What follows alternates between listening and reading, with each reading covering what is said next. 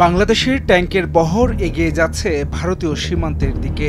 সামাজিক যোগাযোগ মাধ্যমে এমন খবর ছড়িয়ে পড়লে তোলপাড় সৃষ্টি হয় ভারত জুড়ে।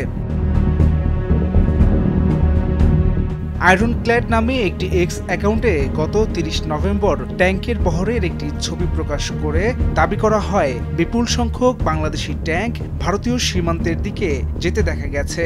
একই দিন PSYWAR ব্যুরো নামে একটি এক্স অ্যাকাউন্টে দাবি করা হয় পাকিস্তান থেকে হাজার হাজার আর্টিলারি শেল এবং গোলাবারুদ সংগ্রহ করে ভারতীয় সীমান্তের কাছে ট্যাঙ্ক ও সাঁজোয়া যান মোতায়েন করছে বাংলাদেশ সেনাবাহিনী। যদিও এই দাবি সঠিক নয় বলে নিশ্চিত করেছে তথ্য যাচাইকারী প্রতিষ্ঠান ফ্যাক্ট ওয়াচ।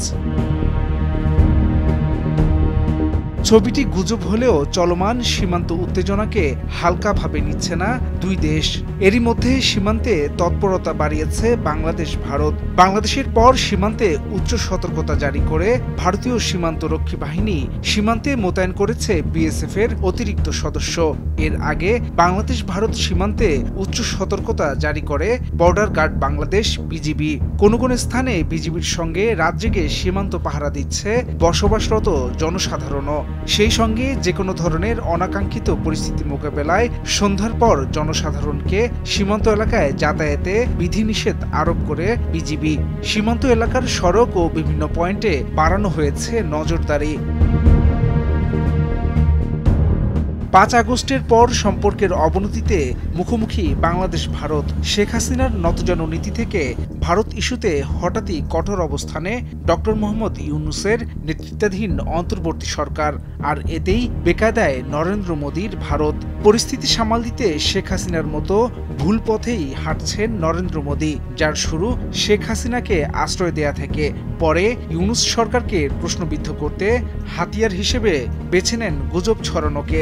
সামাজিক যোগাযোগ মাধ্যম থেকে শুরু করে গণমাধ্যম সবখানেই সনাতন ধর্মাবলম্বীদের উপর কথিত নির্যাতন বৃদ্ধির খবরে সয়লাভ।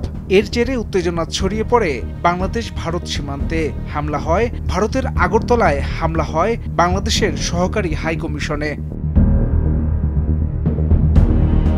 একের পর এক বিতর্কিত ভূমিকায় সমালোচনায় বিদ্ধ ভারত। এমন পরিস্থিতিতে ভারতের বিরুদ্ধে কঠোর অবস্থানে থাকা বাংলাদেশ পাশে পেতে যাচ্ছে পাকিস্তান ও চীনের পর মার্কিন যুক্তরাষ্ট্রকে।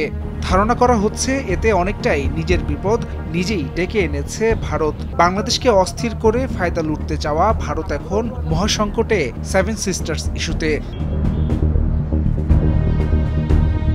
হাসান শাব্বির, ভোরের কাগজ।